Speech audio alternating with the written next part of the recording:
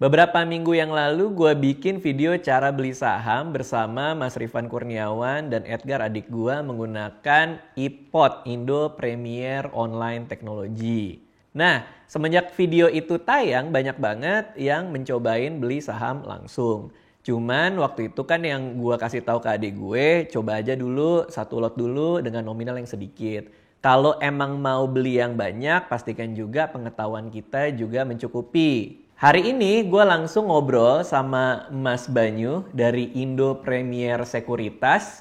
Mas Banyu ini adalah Head of Market Development ya dari Indo Premier Sekuritas, dan kita akan ngomongin nih 7 kesalahan investor saham pemula. Yang pertama kita ngomong kesalahan investor saham pemula. Oke. Kita ngomongin saham berarti ngomongin investasi. Ya. Kita ngomongin investasi berarti ngomongin duit. Ya. Kesalahan pertama investor nggak jauh-jauh dari gimana cara dia ngelola duit.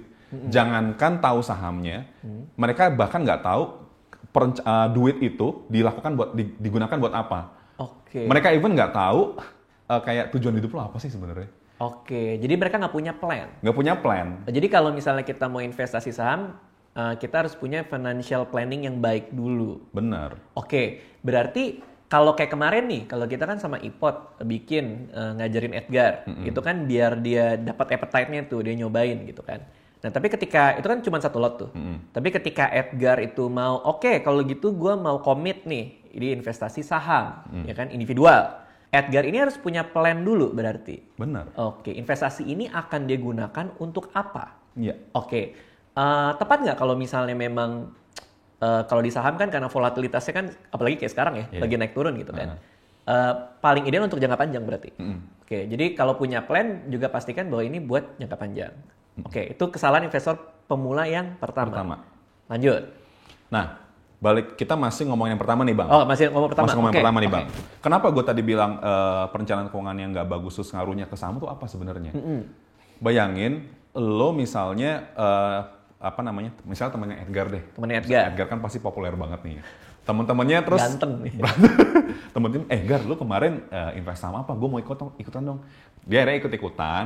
Terus kebetulan dia punya uang yang lumayan banyak gitu. Terus habis itu ditanya sama temennya dia lagi. Misalnya nama temennya Dika gitu. Dik, lu kemarin saham juga? Iya nih gara-gara Edgar. Gara-gara Edgar. Emang saham lu duit tuh buat apaan? Terus langsung bingung. Iya juga buat apaan deh. Oke. Jadi sebenarnya idealnya siapa tadi namanya gue lupa, Dika. Si Dika ini itu harusnya pertama dia mikir dulu. Gua misalnya at least 5 tahun ke depan, gue tuh mau ngapain sih? Hal apa yang membuat gue butuh duit gitu. Oke. Taruhlah misalnya buat kawin. Oke. Gue mau kawin 5 tahun lagi. Habis itu dia harus tahu kan, oke, gue kawin 5 tahun lagi gue butuh duit berapa juta gitu misalnya. Nah, duit berapa juta ini gue mau dapat dari mana? Mau dari bisnis, mau dari minjam orang, mau investasi properti, atau mau investasi di pasar modal, misalnya di saham. Nah, dari situ baru dia belajar tuh. Belajar macam-macam, akhirnya nanti produk investasi yang dia pilih, itu pasti sesuai sama tujuan dia. Kenapa lo saham? Ya gue mau kawin 5 tahun lagi. Gitu. Oke, karena cocok buat tujuannya, which is jangka panjang.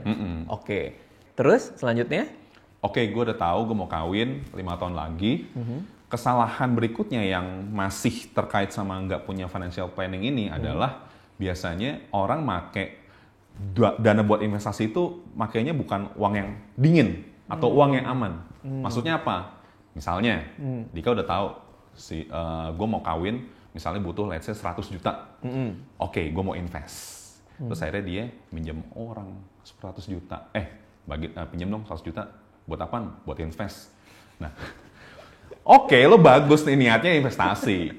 Tapi kalau dari awal lo mau ngutang dulu buat investasi, itu tetap aja secara financial planning lo tuh masih berantakan. Iya. Ketika lo udah mulai investasi, lo harus yakinin bahwa uang yang lo mau investin itu emang uang aman.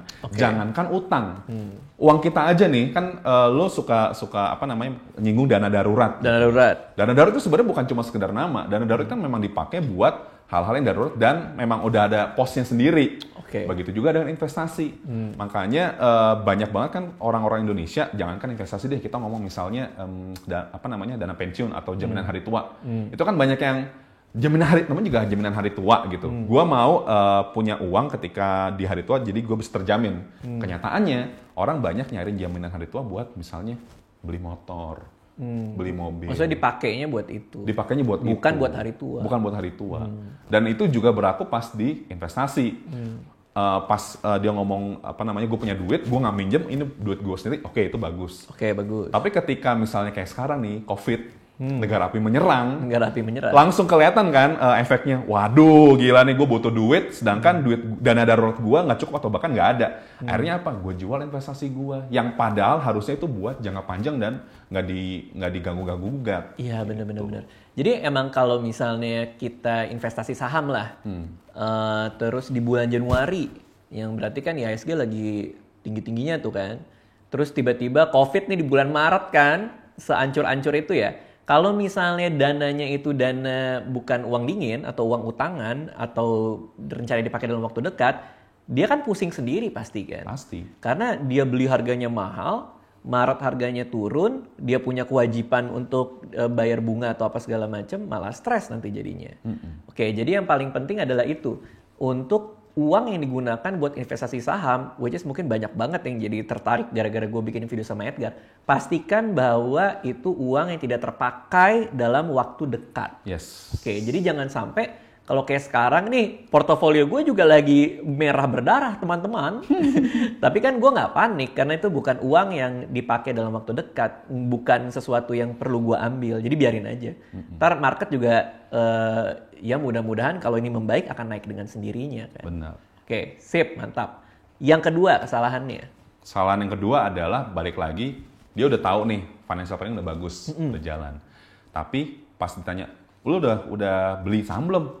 Entarlah tarsok menunda mulai gitu. Oke. Ini beda ya, kita bedain menunda beli saham, nyari market timing, sama benar-benar menunda mulai investasi. Oke. Karena banyak banget alasannya bang, gitu. Kayak misalnya, lu kenapa belum invest? Aduh, ya nih ntar gue masih belajar dulu ya, butuh belajar dulu gitu. Oke. Itu masih mending kan. Oke. Ada lagi yang kayak, ntar deh duit gue buat ini gitu. Padahal kalau misalnya teman-teman lihat secara jangka panjang historical itu, investasi pastilah naik turun kayak roller coaster. Tapi tren itu selalu naik. Oke. Mau di Indonesia, mau di Amerika. Jadi ada pepatah Cina yang mengatakan bahwa waktu paling bagus untuk nanam pohon sebenarnya adalah 20 tahun lalu. Oke. Waktu terbaik kedua adalah sekarang. Oke. Ini sama dengan filosofi kita berinvestasi. Iya. Gue juga mengalami hal itu bang. Gue juga sebagai investor melakukan kesalahan itu.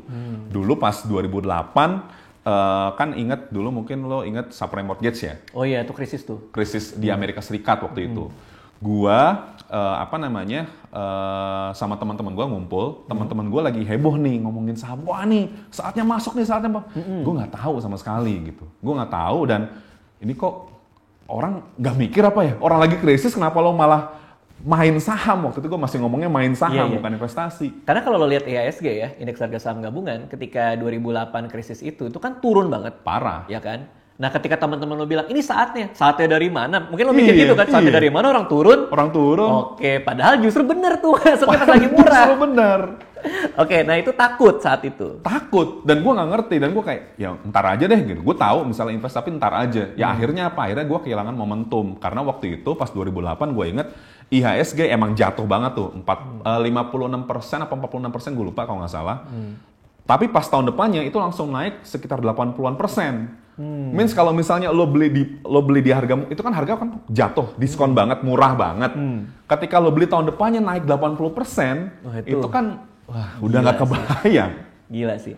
Kalau katanya Buffett kan itu ya, kalau orang lain takut kita harus rakus kan. Iya. Kalau orang lain rakus kita harus takut. Sebaliknya. Nah memang pada sekarang nih emang lagi ada fear ya, karena mau ada resesi, mau segala macem. Ya tapi ya kalau mau ya benar mulai saat ini juga gitu loh.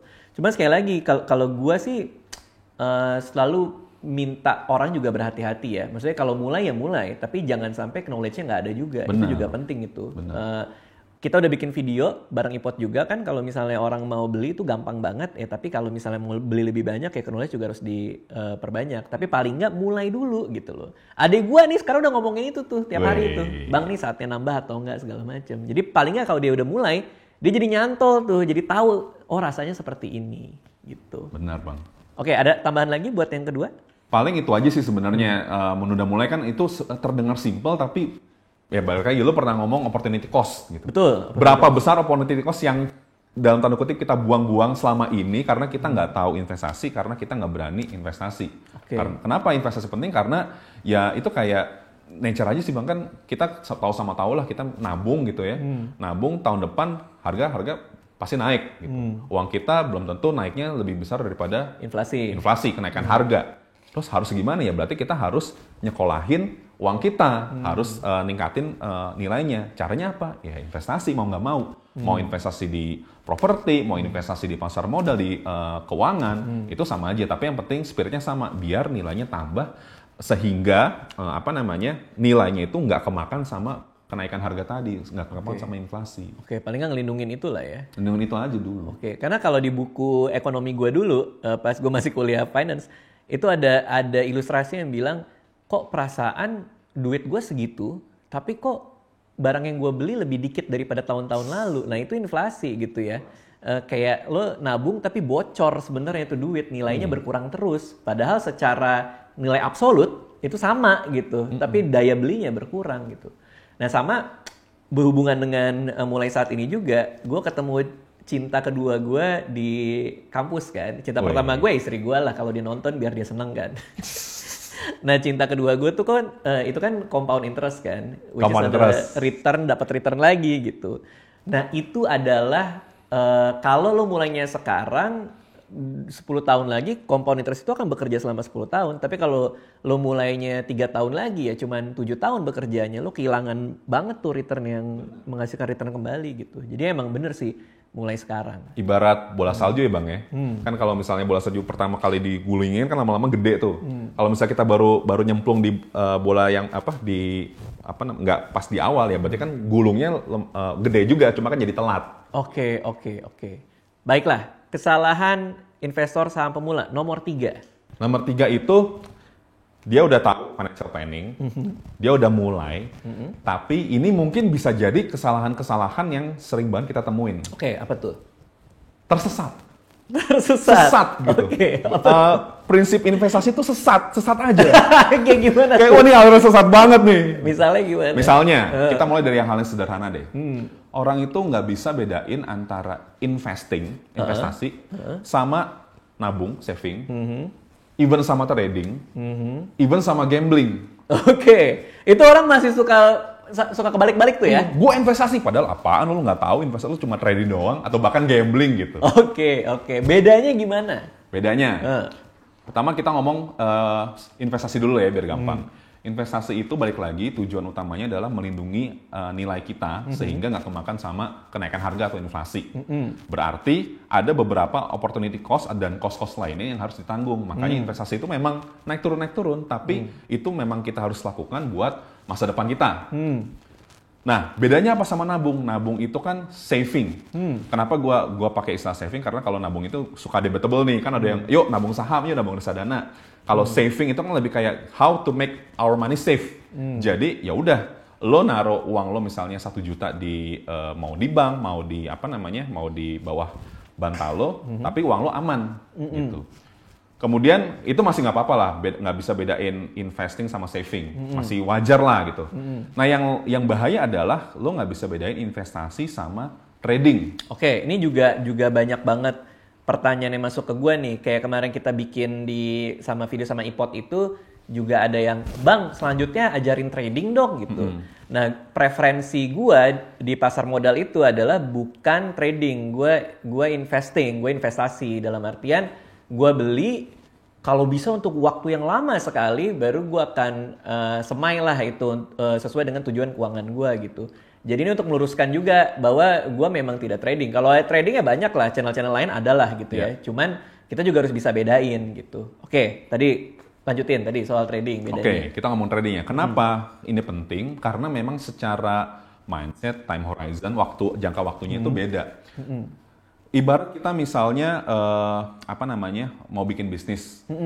kalau misalnya teman-teman suka nonton kayak Dragon's Den gitu, Shark Tank, orang-orang suka mau bikin bisnis, gue punya bisnis ini nih, bisnis gue jualan makanan, misalnya bakso ini enak kenapa gini-gini, untuk membujuk si calon investornya agar mereka mau ngasih modal ke si orang itu untuk bikin bakso.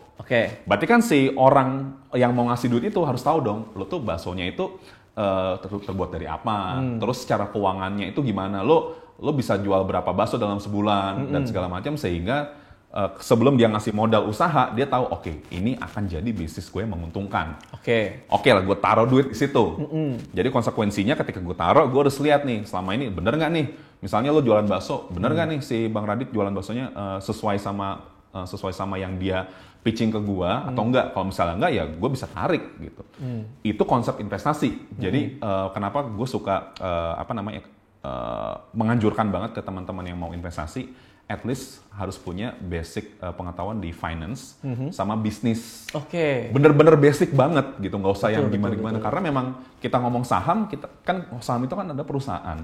Perusahaan itu kan ya berarti kan dia menjalankan bisnis-bisnisnya gitu. Apakah ini perusahaan lagi bagus apa enggak kan lihatnya dari bisnis sama keuangannya. Nah kalau trading ya ibarat kita ya trading dagang gitu. Kita nggak usah terlalu tahu barangnya apa, produknya kayak gimana. Yang penting gue beli 10, gue beli seharga Rp1.000, gue akan jual seharga Rp2.000 dan gue akan untung Rp1.000.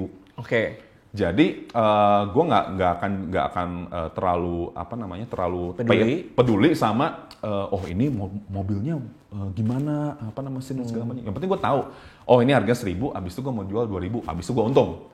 That's it. Apakah salah? Nggak juga. Yang bikin salah adalah orang-orang yang baru memulai investasi, itu mindsetnya mindset trader. Betul. Dalam artian, gue beli saham let's say BNI gitu misalnya. Bank BNI kan ada sahamnya juga di bursa. Itu lo beli hari Senin pagi misalnya. Taruhlah misalnya harganya berapa sih BNI sekarang? Taruhlah misalnya 5.000 gitu harganya. Lo beli harga 5.000, terus lo pantengin terus tuh. Wah, 5.000 naik 5.200, habis itu 5.500. Wah, turun lagi 4.800. Pertama, kesalahan lo adalah satu, lo investasi saham itu buat jangka panjang.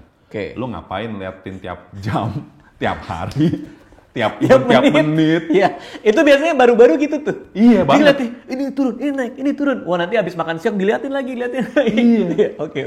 Ya nggak salah sih, cuma konsekuensinya ketika investor pemula melihat itu, membiasakan itu jadi kayak, waduh 5.000, habis itu 5.200 langsung jual. Yes, gue dapat untung. Padahal lo kan butuhnya tadi mau kawin, lo katanya mau 100 juta. Tapi hasil dari investasi lo apakah udah cukup? Belum. Sedangkan padahal bisa jadi kalau misalnya lo masih sabar nunggu 1 hari, 2 hari, 2 bulan, 2 tahun, itu bukan cuma lo untung 2.000 perak, lo bisa jadi untung 20 juta misalnya, gitu, walaupun bisa sebaliknya juga.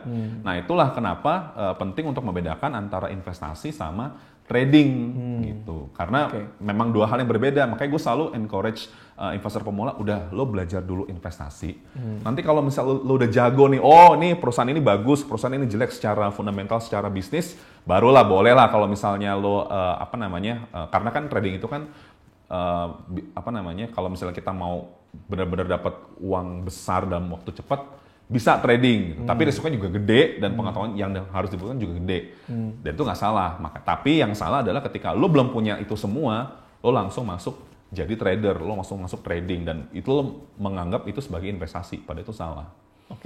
Karena ini balik lagi ke preferensi ya. Maksudnya trading juga ya terserah mau trading gitu kan. Cuman kalau preferensi gue adalah investasi, itu yang gue juga anjurkan kepada penonton-penonton gue juga gitu kan. Kan masih banyak yang baru juga. Jadi pilihlah bener-bener perusahaan yang lo tahu, yang lo lihat gitu. Lalu pelajari laporan keuangannya juga, dia rugi apa enggak, minimal kayak gitulah gitu. Nah, takutnya adalah ketika teman-teman ini ngelihat video gue sama Edgar, terus mereka ikutan, lalu mereka ngelihat semua harga saham yang ada di bursa, terus ngelihat kayak, ini naiknya 30% kemarin nih. Oh pasti nanti akan naik lagi. Belilah mereka gitu. Padahal mereka juga nggak tahu emitennya apa, cuman tahu ticker simbolnya doang gitu. Main beli aja, nggak taunya malah kejebak di situ atau harganya turun kan. Ya kalau cuman sekedar nyari keuntungan jangka pendek kan pasti akan gampang tergoda gitu. Banget. Jadi sekali lagi mindsetnya itu dulu aja, investasi, which is jangka panjang, belilah yang bener-bener lu yakin akan lo pegang untuk jangka panjang. Yes. Minimal 10 tahun lagi lu masih tahu lah perusahaannya masih ada lah. Nah, itu salah satu gitu ya. indikator yang bagus banget tuh. Jadi lu bayangin aja tuh, ini 10 tahun lagi perusahaan ini masih ada toh gitu. Gitu ya kira-kira ya. Oke, apa lagi kira-kira? Tadi kita baru ngomong investasi versus trading. Oke. Yang terakhir ini juga nggak kalah penting, investasi versus gambling. Wah, itu mantep nih. Mantep nih. Kayaknya tuh gambling tuh, enggak lah gue nggak gambling, orang gue investasi, gue buat jangka panjang kok. Bener. Tapi ketika lo sama apa ya yang bagus ya, cap cip cup kembang kuncup, cus. Oke, ini saham ini nih yang bagus nih. Gue akan keep buat 5 tahun lagi sehingga gue bisa merit. Yaitu namanya gambling. Kalau misalnya orang-orang misalnya concern sama apakah ini syariah apa enggak, ya itu jelas nggak syariah karena ada goror, ketidakpastian di situ. Lo nggak tahu apa yang lo beli dan itu dilarang dari prinsip syariah. Makanya kenapa tadi gue sangat encourage orang untuk invest. Lo harus tahu dulu apa yang lo invest. Kenapa? Karena ini masih ada hubungannya sama kesalahan kedua. Orang ketika ngomong investasi, ya taruhlah misalnya konsepnya bener nih, investasi naik turun mereka tahu. Tapi pas dia jelasin produknya, salah. Nah, tapi ini menarik banget. Memang bedanya antara tadi gambling sama investing ataupun trading, kalau menurut gue ya, benerin kalau salah ya, itu lebih di spekulasinya kan. Spekulasinya. Ketika lu berspekulasi, menebak-nebak, wah ini gue beli karena gue yakin ini akan naik. Nah disitulah baru lo berjudi gitu. Dan kita nggak ada yang tahu itu akan naik apa turun karena lo nggak punya perhitungannya gitu loh. Paling nggak kalau misalnya kita punya analisa secara fundamental, kita tahu misalnya lah kita tahu nilai intrinsiknya atau harga wajarnya, kita punya pegangan. Ketika kita beli, kita punya analisa dia akan mencapai nilai itu. Jadi nggak ada spekulasi di situ kan kalau investasi. Nah, yang menarik juga adalah tadi analogi soal investasi itu kayak membeli bisnis gitu.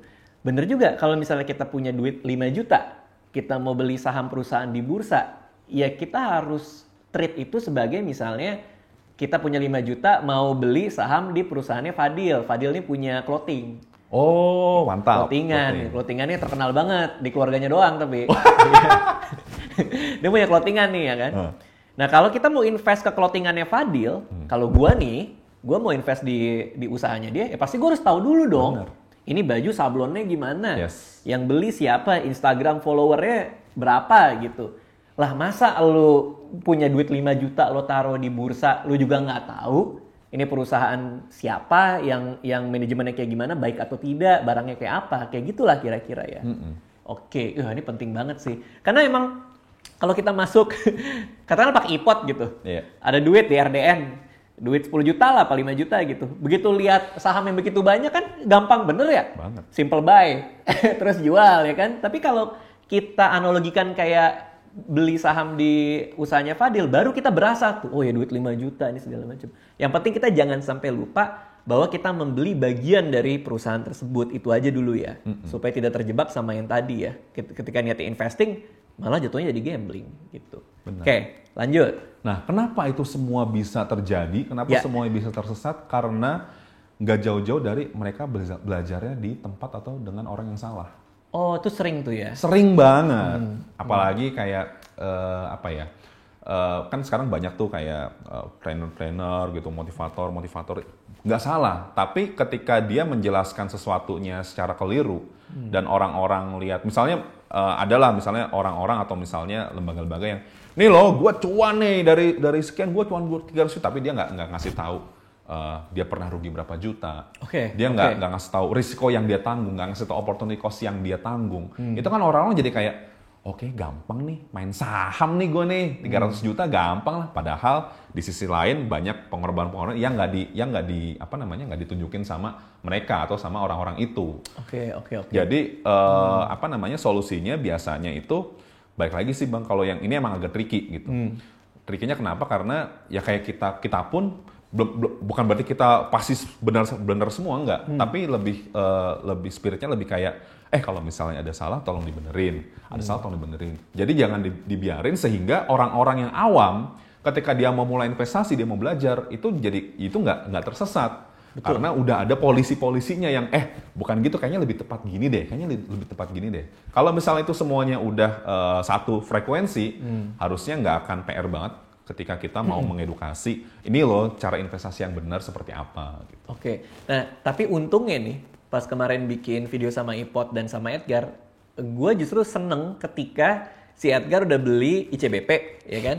Dan tuh langsung turun saat itu juga gitu. Gue seneng, kenapa? Karena ini ngasih lihat bahwa ya memang turun secara real time gitu, bisa turun bisa naik, dan ketika Edgar beli langsung merah, langsung turun ya bagus, berarti kita ngasih lihat ke orang juga bahwa emang pergerakannya naik turun gitu, nggak serta-merta si Edgar beli langsung naik terus besok dia naik Lamborghini gitu kan, bener. Nggak gitu. Nah kalaupun gue panggil Edgar hari ini, gue juga yakin ICBP dia juga lagi turun dibandingin itu kan kalau nggak salah 3 minggu yang lalu gitu. Sekarang kan emang lagi downtrend kan, tapi ya nggak masalah gitu, karena kita mau apa adanya juga ngasih lihat bahwa saham tuh memang seperti ini gitu ya kira-kira ya. Nah jadi teman-teman di rumah pun juga harus tahu gitu bahwa kalau misalnya fluktuasi harga dalam jangka pendek ya bisa naik dengan cepat, turun dengan cepat, tapi kita tetap fokus di jangka panjang gitu. Oke, sip, lanjut. Kemudian tadi udah tuh sesat pikir, misalnya dia udah bener lah langsung. Tapi nah ini juga bisa dibilang apa ya, gue bilang penyakit kayaknya terlalu sadis, tapi mungkin ini ada hubungannya sama kemajuan peradaban kita juga kali. Oh, apa tuh? Investor tuh nggak mau ribet. Oke. Nah, kan gue kalau misalnya, siapa sih orang yang mau ribet? Ya benar, emang nggak mau ribet. Cuma balik lagi, investasi itu memang bukan hal yang langsung mudah, langsung bisa belajar, langsung bisa cuan, tapi ada prosesnya. Dan seringkali investor-investor pemula itu nggak mau lah kayak gitu, gue maunya cepet aja gitu. Kayak gue pernah ke satu event, gue inget dulu IDFS 2017 itu ada sesi di mana bahas keuangan.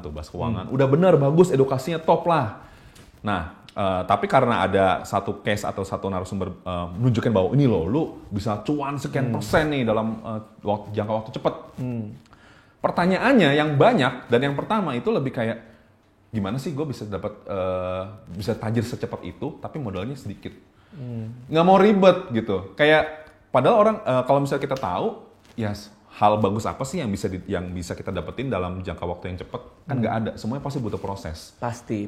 Dan orang-orang ngelihatnya ya udah kayak tadi lo pernah singgung juga kan, motivasi orang untuk investasi, gue pengen kaya dan itu cepat, padahal kan enggak. Iya. Motivasi investasi kan sebenarnya kan kayak gitu. Oke. Nah tapi ini gue juga meluruskan nih, karena gue juga lagi sering ngomongin soal investasi dan keuangan. Filosofi investasi gue adalah gue investasi bukan buat jadi kaya, tapi gue investasi untuk mencapai tujuan keuangan. Nah untuk tujuan jangka panjang memang gue ada reksadana, ada saham individual juga, tapi juga ada reksadana saham. Jadi memang untuk tujuan jangka panjang gue ya memang di situ gitu kan, produk investasi gue. Tapi bukan buat jadi kaya, untuk mencapai dana pensiun. Kalau zaman dulu banget gitu, untuk mencapai dana nikah, untuk mencapai dana beli rumah, itu gue semuanya ada.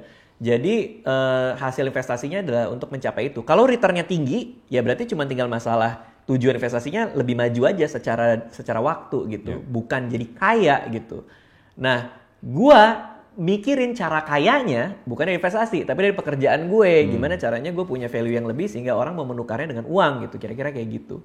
Nah ini buat teman-teman di rumah juga gitu, penting kalau misalnya kita punya mindset bahwa, balik lagi ke financial plan tadi kan, ya, kita punya tujuan kan, itu kaitannya sama planning gitu.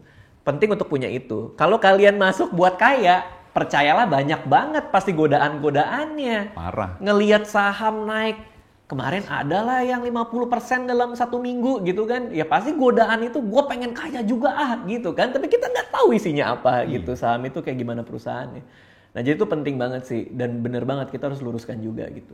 Oke, lanjut. Nah lanjut lagi, kenapa banyak orang yang beranggapan gitu, ini juga bagian dari kesalahan beberapa pihak juga sih. Kayak misalnya untuk edukasi, balik lagi, yang ditampilin yang bagus-bagusnya doang. Wah nih alhamdulillah ISG atau portofolio gue naik sekian persen, tapi ketika turun diam-diam aja. Nggak di-share. Padahal kenyataannya kalau misalnya lo lihat-lihat berita gitu ya, Ketika pasar modal bagus, orang diam-diam aja. Tapi ketika turun atau misalnya ketika kena kasus apa gitu, wah orang ributnya minta ampun.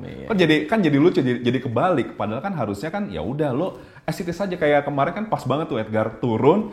Ya emang begini. Emang kayak gitu. Emang begini. Gitu. Nah makanya gue selalu encourage gini deh, kalau misalnya lo emang benar-benar mau investasi di saham, salah satu effort yang harus lo lakukan adalah lo harus ngerti dulu deh basic aja, basic finance sama basic bisnis. Jadi lo tahu pendapatan itu apa, sales itu apa, terus terms keuangan atau istilah-istilah keuangan. Jadi pas lo masuk investasi saham, lo memang benar-benar men-trade itu, memperlakukan itu sebagai sebuah bisnis. Oke, benar. Oke, jadi dan juga kita juga harus tahu ya tadi ya bahwa naik turun dan lain segala macam juga nggak ada masalah gitu. Kemarin tuh juga ada yang DM gua, Bang Radit gimana portonya pas bulan Maret itu kan? Panik nggak? Iya, gua malah panik karena gua nggak ada duit buat beli lagi, bukannya panik karena gua mau buru-buru jual gitu. Karena gua tahu sekali lagi itu buat jangka panjang. Nah untungnya gua tipenya juga orang yang kayak gitu, tipenya kayak yang kalau saham gue naik, oh ya udah. Kalau saham gue turun, oh ya udah. Gue juga nggak gampang terpengaruh kayak secara psikologis tuh nggak gampang panikan juga sih. Nah tapi itu seberapa ngaruh ya psikologi orang untuk berinvestasi di saham? Penting banget ya untuk menjaga kewarasan itu ya. Penting banget. Nanti kita akan bahas di kesalahan-kesalahan selanjutnya. Oh itu nyambung ya? Akan lebih nyambung di sana. Oke, kita lanjut aja kalau kayak gitu. Nah lanjut lagi, tadi dari sisi portofolio real case. Ya. Ada lagi yang kayak ini sebenarnya niatnya bagus tapi sayangnya message-nya kurang. Jadi sering banget orang menganggap gua itu bisa jadi Warren Buffett. Oke. Warren Buffett bisa kok kayak gini. Gua bisa jadi Warren Buffett. Oke. Warren Buffett itu mulai investasi dari umur 11 tahun. 11 tahun. Gua bisa jadi Warren Buffett. Okay. Kayak gini loh Bang. Orang sering kayak, apalagi mahasiswa nih, gue yakin banget pasti banyak banget yang ikut DO kan, malas belajar.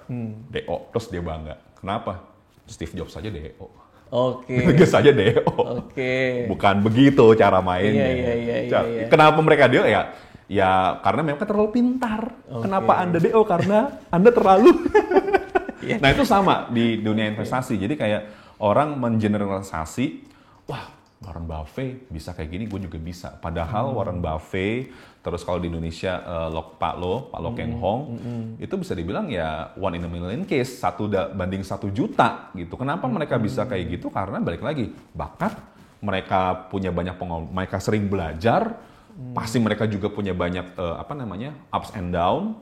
Tapi orang-orang cuma ngeliat, wah ini Warren Buffett, investor paling bagus nih sedunia. Plek-plekan ditiru tuh Plek-plekan ditiru. Ya misalnya kita contoh lokal lah, Pak Lo Keng Hong. Pak Lo Keng Hong baru beli saham ABCD. Wah gue beli saham ABCD karena Pak Lo Keng Hong aja beli, masa gue nggak beli? Okay. Padahal ini balik lagi, ini sama kayak misalnya kita lihat rekomendasi either di internet atau di mana-mana. Misalnya saham yang bagus adalah ABCD. Itu kan kurang lebih sama kayak Pak Lo Keng atau siapapun lah gitu. Gue nggak mau nyalain Pak Lo Keng. ABCD gitu. Harganya sekian ya gitu. Mending dikasih harganya. Enggak, ya udah gue langsung beli aja. Padahal kan Pak Lo Keng Hong punya risk profile sendiri, profil risiko sendiri, punya tujuan yang beda, punya kecenderung gue mau berkorban lebih banyak. Terus kita juga nggak tahu dia jualnya kapan. Itu orang-orang nggak tahu. Orang cuma tahu, oh sama apa yang bagus. Kan sering banget tuh investor nanya, Bang Radit, lu pasti sering banget. Wah, gue isi DM gue, Bang Radit, saham yang pasti naik apa ya? Bang Radit, lihat semua isi saham di portofolionya dong gitu. Cuma kan beda-beda lah. Mereka juga nggak tahu gue masuk di harga berapa ya kan? Iya. Tiba-tiba mau beli sekarang, siapa tahu udah kemahalan kan? Kita nggak tahu juga gitu. Tapi emang bener banget orang tuh. Tadi kan kita masuknya di soal orang mau gampang. Tapi percayalah nggak ada yang gampang gitu loh. Maksudnya kalau emang lo bener-bener mau beli sebuah bisnis, punya kepemilikan sebuah bisnis, ya jangan digampangin. Itu kan duit lo dapetinnya susah. Masa lo mau naruhnya gampang? Ya kan dapetinnya susah, ya naruhnya juga susah lah. Harus mikirnya berkali-kali. Bahkan ya, ini kayak istri gue aja gitu. Beli tas aja atau beli baju aja, itu mikir bisa 4 hari tuh nggak? Sampai di Instagram itu diarsip dulu, ditandain dulu semuanya. Baru nanti dia milih tuh. Terus nanya ke gue apa segala macam. Kita beli HP juga kayak gitu. Lihat reviewer satu di YouTube segala macam. Masa beli saham gara-gara denger, oh dia punya, gue juga langsung beli kan, ntar dulu lah gitu. Bener. Tapi orang emang mau gampangnya aja sih. Nah, kenapa gue bisa ngomong gitu, Bang? Karena dulu gue juga kayak gitu. Dulunya? Gue juga kayak gitu dulu. Okay. Jadi dulu gue pertama kali beli saham, gue langsung lihat, ya gue nggak bener-bener, wah langsung gue ini, tapi lebih kayak, oke, saham ini bagus. Gue lihat, ini lagi naik banget nih. Lagi naik banget. Ini berarti saham yang bagus nih karena lagi naik banget. Gue beli, ternyata dalam 1 tahun itu adalah titik tertingginya. Abis itu langsung. Kenapa? Karena memang pas gue beli, kondisi-kondisi bisnisnya itu nggak memungkinkan si perusahaan itu, si saham itu untuk beroperasi secara bagus gitu. Makanya abis itu jelek, dan itu kan gue nggak lakukan, gue nggak belajar gitu. Akhirnya waduh, gue rugi banyak di situ gitu. Jadi keputusan beli saham pada saat itu hanya karena harganya naik? Hanya karena harganya lagi naik. Gue tahu sih itu perusahaan apa, tapi gue nggak kenal. FOMO ya, fear of missing out. Ya kan? Orang tuh emang bener FOMO banget tuh. Jadi kayak ada sepatu ini keren, wow rame-rame, harga sepatunya jadi naik gitu. Abis itu begitu banyak yang punya, harganya turun gitu ya. Oke, jadi tuh hati-hati ya, sekali lagi hati-hati sih. Oke, terus? Oke, tadi kan kita ngomong sukses pikir tuh banyak banget karena emang kita banyak case-nya di situ gitu. Kemudian udah start pikir, nggak mau ribet, nggak mau belajar, padahal kita butuh banyak belajar, kita butuh banyak proses. Nah, setelah itu, ini tadi yang gue nyambung ke yang tadi tuh. Apa tuh? Oke, gue udah tahu, gue harus belajar, tapi orang sering banget, baik pemula maupun yang udah berpengalaman, itu lupa yang namanya risiko. Oke.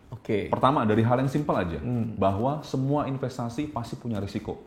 Itu nggak banyak orang yang sadar hal itu. Gitu.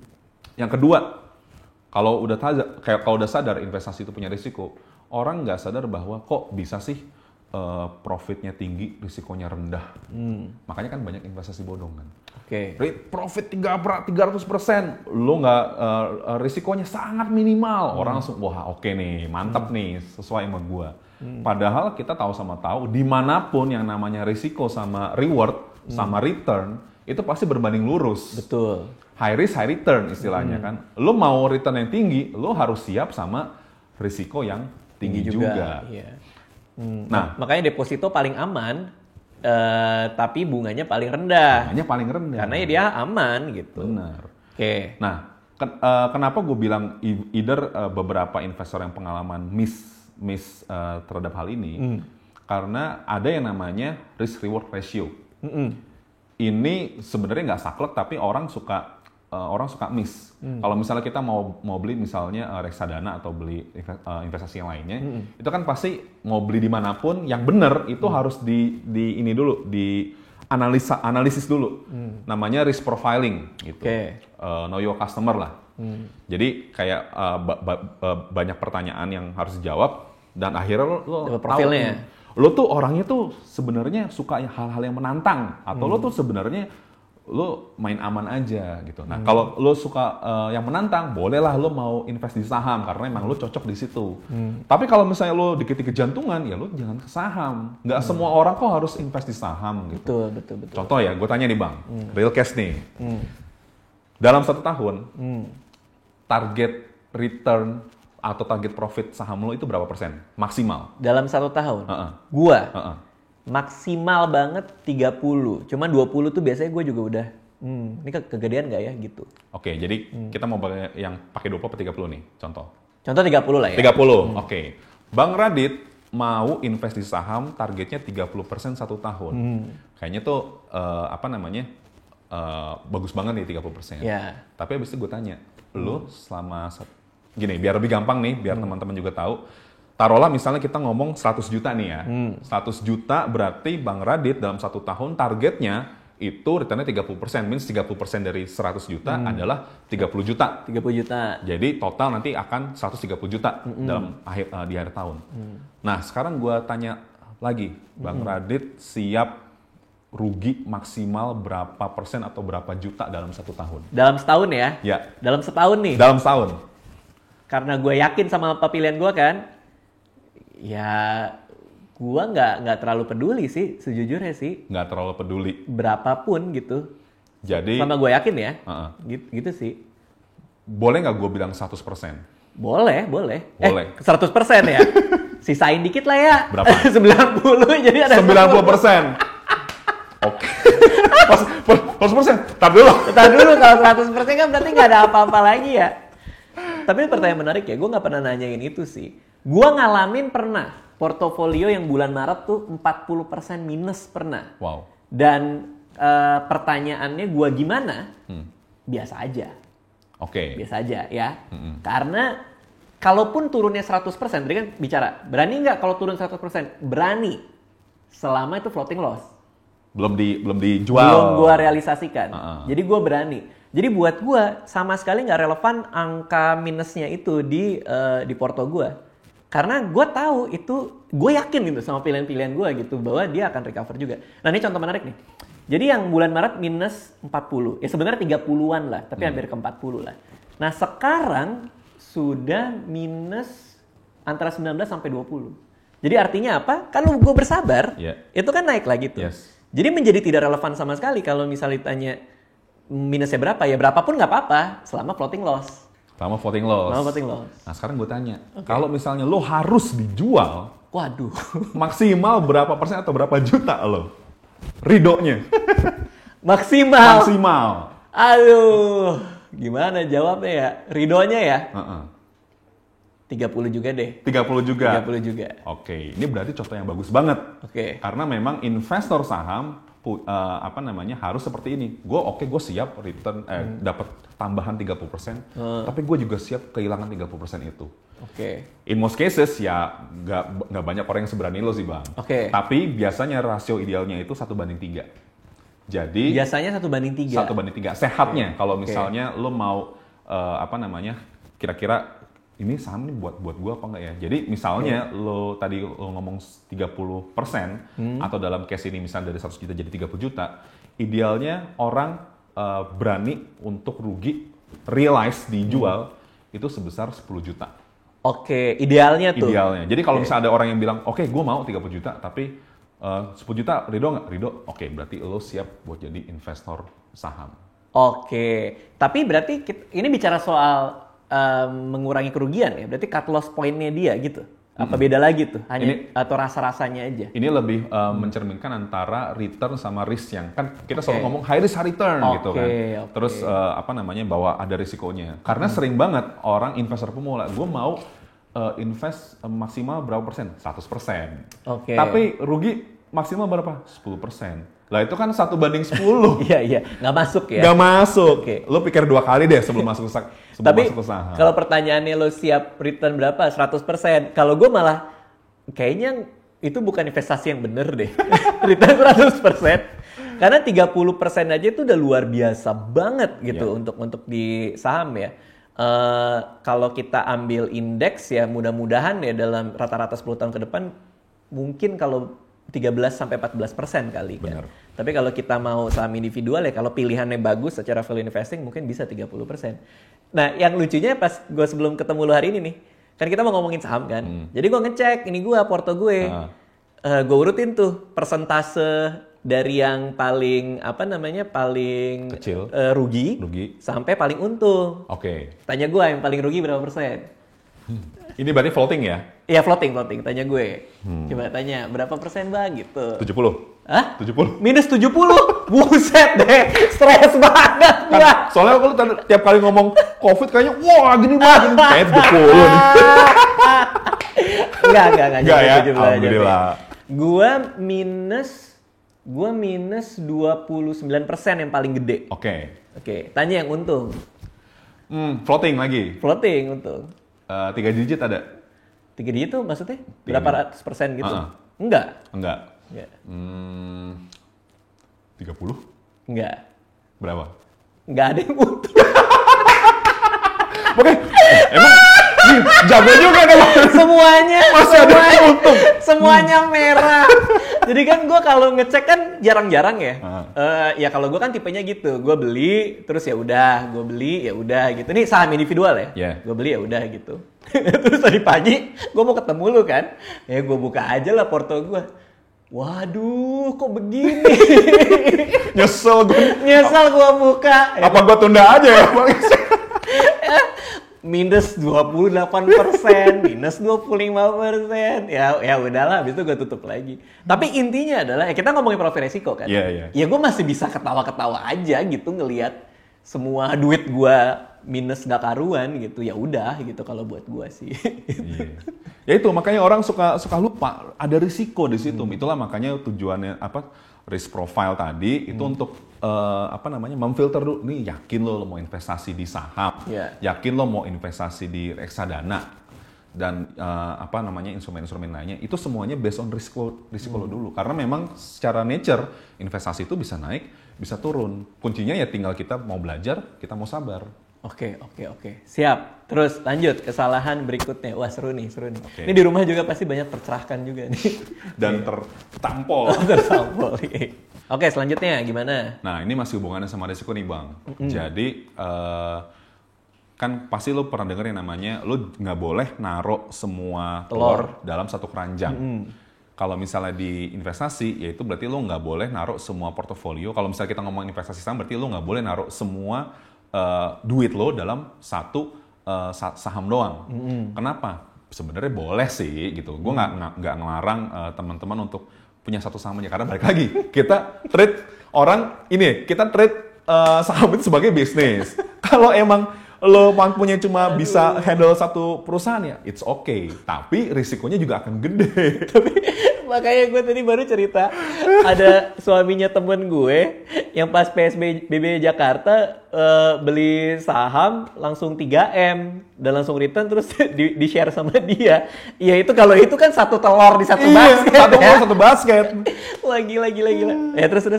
Nah, idealnya. Kita bicara idealnya. Ya, idealnya. Nah, idealnya adalah? Jadi it's okay lo punya satu saham aja, tapi lo harus sadar bahwa ini risiko lo nggak terdiversifikasi lo, risiko lo nggak terbagi-bagi lo. Jadi kalau misalnya lo cuma punya saham di banking, di bank, ya kalau misalnya kondisi sektor atau perekonomian lagi nggak mendukung bisnis bank, once jatuh ya lo jatuh semua. Betul. Beda kayak misalnya lo di saham itu ada sektor bank, ada sektor consumer goods, ada sektor yang lain. Jadi misalnya amit-amit yang banknya turun, tapi yang lain either nggak terlalu ngefek atau bahkan dampaknya bagus. Itu jadi akan meminimize risiko lo. Atau kalau kayak temen gua, karena dia punya saham individual juga, untuk diversifikasi dia punya obligasi. Yes. Karena korelasinya negatif tuh kan. Kadang satu naik, yang biasanya satunya turun gitu. Nah tapi ngomongin diversifikasi nih, ini pertanyaan yang banyak banget nih yang juga gue terima nih. Idealnya berapa saham sih yang satu porto itu kita punya gitu loh. Dalam satu porto tuh kita idealnya punya berapa saham supaya terdiversifikasi dengan baik. Gue nggak tahu kajian ilmiahnya ada apa enggak gitu. Sebenarnya maksimal berapa banyak. Tapi kita pakai logika aja deh. Lo mau invest di saham, lo mau trade suatu perusahaan gitu, menjadi milik lo. Lo kan pemegang saham, lo berarti menjadi salah satu pemilik perusahaan. Seberapa banyak lo mampu untuk manage semuanya? Apa lo mampu untuk manage 20 sekaligus? Apa lo mampunya cuma satu apa dua? Tapi berdasarkan pengalaman gua, itu idealnya itu nggak lebih dari 5. Nggak lebih dari 5? Nggak lebih dari 5. Siap. Kalau saham ya, kita ngomong kan investasi kan bisa di mana aja, mau di saham, di obligasi, di reksadana. Tapi kalau kita ngomong saham, karena kita langsung ngomong bisnis, itu kalau 5 aja udah menurut gue udah banyak sih. Lumayan PR soalnya. Karena berarti kalau kita punya saham, terutama nilainya besar, kita kan harus secara berkala ya, minimal per quarter lah. Kita lihat nih masih layak nggak atau harus gue rebalancing gitu ya kira-kira. Nah kalau lu punya 30, siap nggak lu meneliti segitu dalam dan apakah lo cukup nggak untuk meneliti dengan sebanyak perusahaan itu gitu. Toh juga kalaupun mau lo punya saham di perusahaan yang nyebar ya, toh juga udah ada reksadana kan. Jadi ya kalau mau ya Di saham individual ya bener-bener nggak usah terlalu banyak, tapi lu yakin nih bahwa di masa depan dia akan bertumbuh dengan baik gitu kira-kira ya. Yes, dan balik lagi, gue nggak bilang lebih dari 5 itu pasti jelek, enggak. Balik lagi, kan kemampuan orang beda-beda. Ada yang bisa ngelola sampai 10, ya bagus. Tapi kalau buat investor pemula, yakin lo bisa manage semuanya. Oke. Itu satu. Kedua, ketika gue bilang nggak lebih dari 5, misalnya 3 atau 4, atau taruhlah misalnya 5, itu orang suka miss di konsep diversifikasi, Bang. Gimana tuh? Diversifikasi itu mereka menganggap ya udah, gue nggak cuma satu saham tapi 5 saham. Padahal pas kita lihat semua sahamnya satu sektor yang sama. Oke, kayak Jadi banking semua. Kenapa? Kayak misalnya banking semua. Kayak banking semua atau consumer goods semua ya. Diversifikasinya seberapa gede kalau kayak gitu. Yang dimaksud diversifikasi adalah ya itu menaruh telurnya di satu keranjang, taruhnya di sini, satu keranjang taruhnya di sini. Kalau misalnya semuanya keranjang sama atau misalnya isinya sama, ya ketika telurnya jatuh ya jatuh semua. Oke, oke. Nah, ideal nggak kalau misalnya tiap sektor nih mereka ambil market leadernya aja tuh, terus dia koleksi semua, itu cukup ideal nggak? Kalau untuk investor pemula, amannya emang gitu. Oke. Jadi, taruhlah misalnya 5 sektor nih, yang banking yang paling bagus atau paling lo kenal tuh apa gitu. Terus yang consumer goods siapa. Nah, terus itu aja sih sebenarnya. Diversifikasi, lo harus tahu bahwa spirit dari diversifikasi adalah meminimize risiko yang akan lo tanggung gitu. Karena sebenarnya yang perlu kita risiko itu kita nggak ada yang tahu. Risikonya nanti misalnya kita di jalan amit-amit kecelakaan atau ban kempes kan kita nggak tahu. Yang bisa kita lakukan adalah memitigasinya. Ya udah, kalau misalnya gue nggak mau kecelakaan, ya gue nyetirnya pelan-pelan. Atau misalnya kalau ada banjir ya gue jangan lewatin jalan yang banjir. Karena nanti siapa tahu kalau misalnya kenapa-napa, gue rugi juga. Nah, itu cara kita memitigasi risiko di investasi. Oke, cuman ini kalau misalnya pemula yang baru nonton, kayak deg-degan juga nih. Mereka mikirnya, oh, gue harus diversifikasi dengan baik gitu. Cuman yang paling praktikal, yang paling mudah buat mereka yang mungkin lagi nonton dan pemula nih, mau coba diversifikasi portonya dia, paling gampang apa pilihan-pilihannya sesuai ininya dia? Oke, ini kita ngomong saham aja ya, Bang. Saham, ini terlepas dari sektornya apa, biasanya yang gue rekomen itu, misalnya, Mas Banyu, rekomendasi saham dong, gue akan kasih 3. Apa tuh? Tapi bukan nama sahamnya, tapi jenisnya. Oke, apa aja? Yang pertama, pilih saham yang lo kenal. Oke. Saham yang lo kenal di sini dalam arti either lo biasa pakai, kayak Edgar kan biasa makan nasi. Oh, bukan nasi. Nasi warteg ya? Dia mau beli saham warteg loh kemarin. Kagak ada loh. Dia kemarin beli CBP sama Toyota, sama ASI. Sama Astra. Oke. Nah, kayak Edgar lah. Edgar misalnya, gue suka makan Indomie tiap hari gitu. Ya udah, kenapa gue nggak beli Indofood gitu? Karena gue aja beli, gue aja suka, dan dalam 10 tahun lagi kayaknya gue masih akan makan Indomie deh. Gitu. Ya udah, it's okay gitu. Atau saham yang itu dari sisi produk. Bisa jadi lo sahamnya kenalnya lebih dalam lagi, bukan hanya sekedar produknya, tapi lo juga menjadi karyawan di perusahaan itu. Oke. Lo tahu, misalnya ya, contoh misalnya BNI. Lo adalah karyawan BNI, lo tahu nih BNI mau ngapain, prospeknya seperti apa, ya udah gue jadi saham BNI aja, gue tahu kok rencananya ke depannya kayak gimana gitu. Jadi saham yang lo kenal. Yang kedua, pilih saham yang terkenal. Beda ya, dikenal sama terkenal. Iya. Bedanya apa? Saham terkenal ya biasa saham-saham blue chip yang udah sering banget ya. Banyak lah saham-saham kayak Indofood juga salah satunya, kemudian Astra dan segala macam. Jadi Unilever. Jadi udah teruji gitu. Dia udah lama banget tercatat di Bursa Efek. Terus juga banyak investornya, banyak yang di sana. Berarti kan emang ini orang ini sahamnya bagus emang gitu secara general. Nah, yang ketiga, saham yang kualitas sebintang 5 tapi harganya kaki 5. Oh, itu gue paling suka itu. Itu favorit kita. Which is value investing dong? Which is value investing. Tapi, mungkin teman-teman lihatnya, oke, kok gitu gue sama yang ketiga. Tidak semudah itu, Ferguson. Aduh, iya. Karena 3 jenis saham tadi itu ada plus minusnya. Kan tadi kita ngomong kayak plusnya aja gitu kan.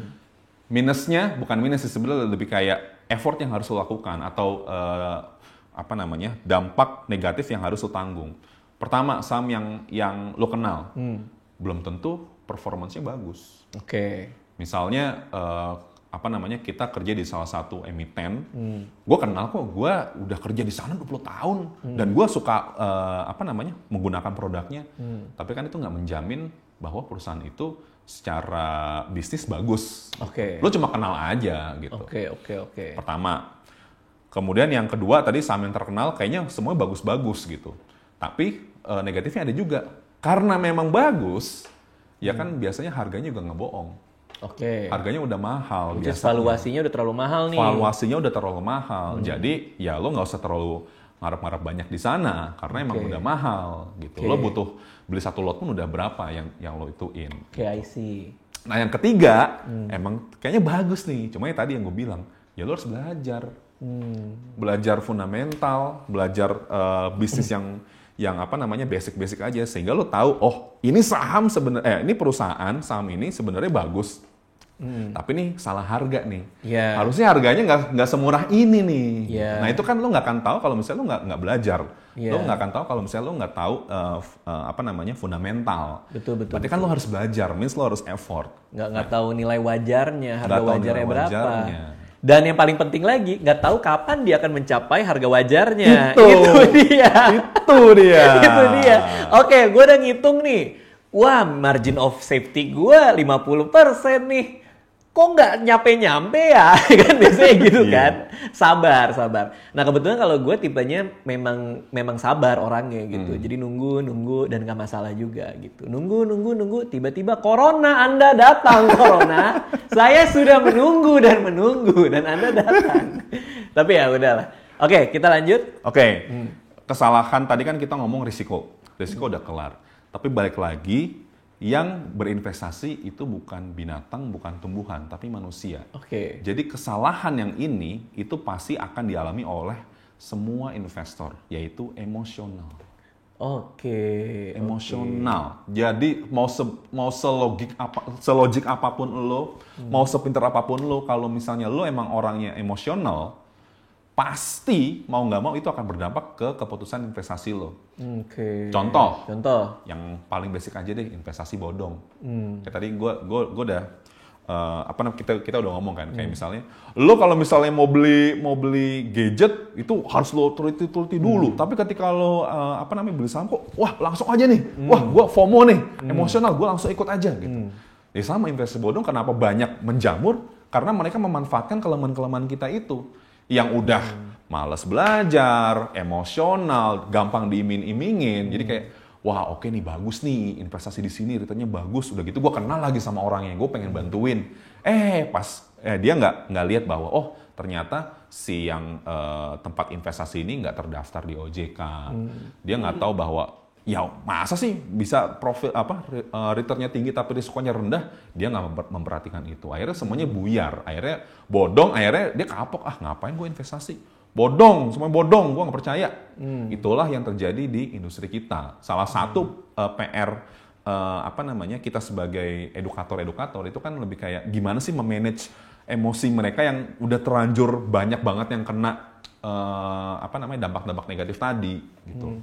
Tapi emang kenapa susah banget untuk mengedukasi orang ke pasar modal ya? Sementara mereka dengan gampangnya ditawarkan sesuatu yang returnnya tinggi dan gak jelas tuh mudah gitu masyarakat kita. Itu yang gue juga sampai sekarang masih gak habis pikir gitu loh.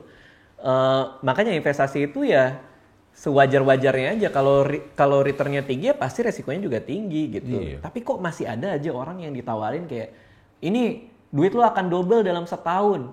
Resikonya apa? Nggak ada risikonya. Kok masih bisa kebeli gitu loh. Aneh banget gitu buat gua gitu. Kenapa kok masa nggak curiga gitu loh. Ini duit dari mana gitu. Nah imbasnya memang ke gua lagi yang kadang suka ngomongin soal investasi segala macem. Di reply DM ya isinya kayak gitu kalau lagi ngomongin investasi gitu. Awas lu bang kalau bodong gitu. Ya ngapain juga gue ngajak-ngajak orang tersesat gitu sih kalau menurut gue ya. Tapi itu emang PR bersama ya. PR bersama. Okay. Dan itu juga kalau lu ngomong kenapa edukasi di pasar modal itu susah. Jadi gini, Kalau misalnya kita ngomong apa namanya banding-bandingin nih industri-industri keuangan kan ada bank, ada pasar modal, ada asuransi. Itu yang paling rendah literasinya itu pasar modal. Bank paling tinggi, ya jelas. Kenapa? Karena Orang lihat di mana-mana tuh. orang lihat di mana-mana dan kita semua butuh gitu. Ya udah, gue mau nabung di mana? Ya di bank.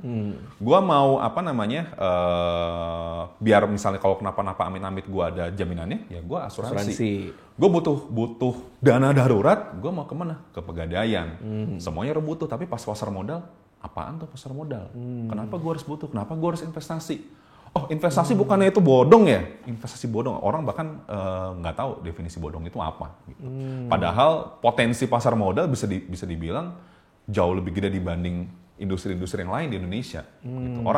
Orang luar banyak mau invest di saham-saham Indonesia, sedangkan kita sendiri masih yang kayak, emang harus investasi ya? Gitu. Iya. Karena kalau kita bicara Amerika aja ya, pertumbuhan mereka berapa pasar modal? 8%, 9% kali mentok-mentok ya. Iya. Di kita tuh masih bisa belasan kan. Wah, banyak banget. Iya. Apalagi ke depannya setelah COVID ini lagi murah bener ini. Lagi banget. diskon gila-gilaan nih. Sayang banget kalau nggak dari sekarang gitu. Bukan suatu alasan kenapa kemarin kita anjlok terus tiba-tiba naik lagi kan kemarin kan. Ya itu karena memang fundamentalnya bagus gitu. Apalagi nih pasti yang viewer banyak yang masih muda gitu ya. Itu kan salah satu alasan kenapa kita akan mengalami yang namanya bonus demografi. 10-15 tahun lagi. Ya sayang, lu bisa bayangin nggak sih kayak viewers kita yang masih punya banyak waktu gitu untuk berinvestasi dari sekarang. Tapi 10-15 tahun lagi ketika ini kesempatan nih buat membangun Indonesia. Terus mereka kayak investasi itu apa sih gitu. Sayang banget gitu sebenarnya. Ya, tapi ada yang menarik yang pas video sama Ipot kemarin tuh juga ada yang masih, gue lupa, ada 13-14 tahun gitu. Udah di saham. Terus ditanyain tuh sama orang lain di komen-komen tuh, gimana bukanya? Nggak tahu dibukain bapaknya, diajarin bapaknya. Oh itu berarti bisa mulai dari keluarga juga ya? Keluarga dari circle yang paling dekat sebenarnya sih. Oke, lanjut. Nah lanjut, ketika dia udah tahu misalnya investasi saham bagus dan segala macam, tadi balik lagi. Langsung gue mau beli A, B, C, D, F, G. Akhirnya portofolio udah kayak supermarket. Oke. Lo punya berapa saham? 20. Oke. Tiba-tiba 20. Tiba-tiba gue kenal nih beli. Gue tahu nih beli. Gue baca ini nih beli gitu ya. Wah ini inisialnya sama kayak nama gue nih beli. Segampang itu ya. Segampang itu. Apakah salah balik lagi? Enggak. Tapi lo yakin lo mau manage 20-20-nya. Kalau misalnya lo emang mau punya 30 saham, kenapa nggak lo investasi langsung aja di reksadana apa ETF? Satu produk, 30 saham semua isinya. Dikelola orang lain lagi gitu. Lo nggak perlu repot. Daripada lo 30 saham, satu-satu harus maintain, ya udah lo kemas dalam satu produk, misalnya apa namanya? Kalau ETF lah gitu ya. ETF gitu, ya udah lo beli aja gitu.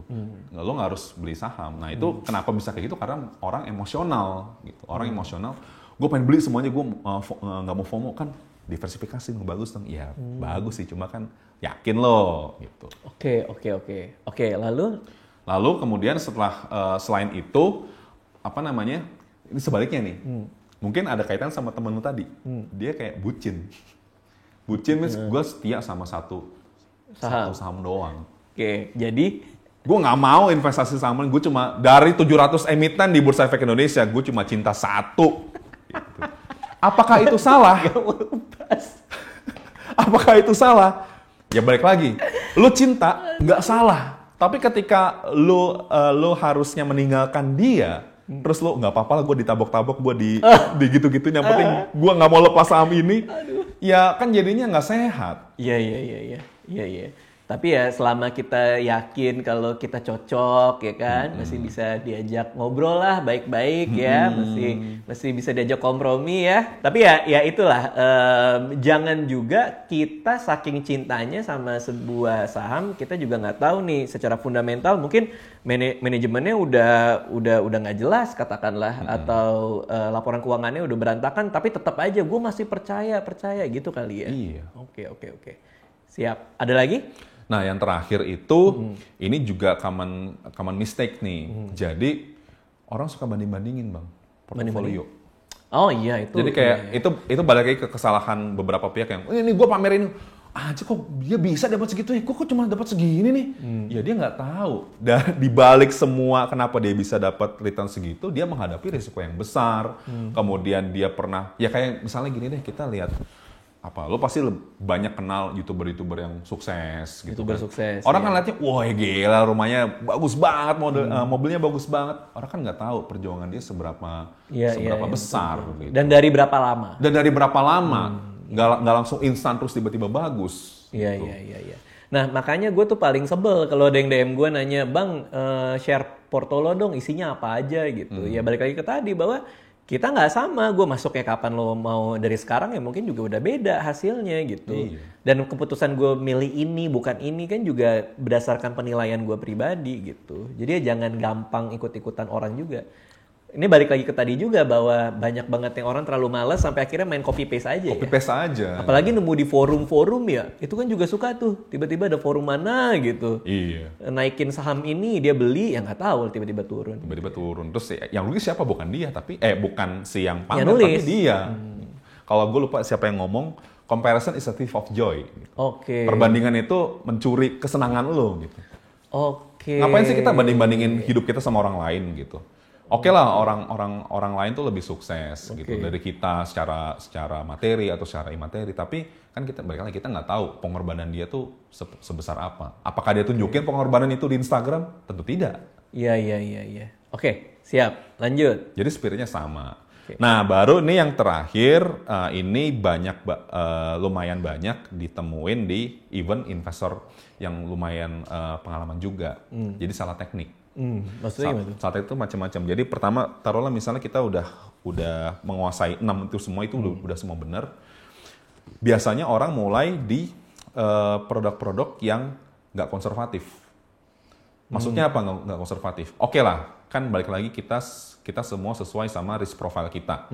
Kalau orang kayak orang yang suka risiko, orang yang nggak jantungan, yang suka menantang, bolehlah langsung invest di saham-saham atau produk-produk investasi yang memang agresif. yang agresif tadi. Yang agresif, yang wah ini kayaknya salah harga nih, gue tahu nih. Sabar gitu. Tapi ya balik lagi karena orang nggak mau belajar, nggak pengennya cepat, akhirnya dia ikut-ikutan. Padahal banyak banget pilihan-pilihan mau saham atau produk-produk lain yang memang dia bisa ngatur sendiri. Kayak tadi yang lu bilang, mulai aja dari yang paling kenal dulu deh gitu. Tapi kan orang kayak di satu sisi saham apa nih Unilever kan udah mahal, ngapain lah Unilever, gue pilih yang lagi murah aja nih, ada nih yang 50 perak nih, bagus nih gitu. Saham gocap dibeli. Padahal wah ini harga kaki 5 nih, padahal juga kualitas kaki 5 juga. Kualitas kaki 4 lagi. Kualitas kaki 4 gitu. Jadi prinsipnya itu gimana pun being konservatif is better than being agresif. Secara default gitu. Karena ya balik lagi semuanya emosional. Jadi nggak istilah gini, lo mendingan kehilangan opportunity cost kan dibanding lo kehilangan trading cost. Iya. Atau kehilangan kewarasan lo. Kehilangan kewarasan apalagi. Iya, jangan sampai lo udah di saham tapi nggak cocok sama profil resiko lo, jadi lo nggak bisa tidur. Ngerjain apapun nggak enjoy ya kan. Kerja juga jadi kepikiran, malah yang tadinya bisa promosi jabatan malah jadi enggak gara-gara lo mikirin saham kan.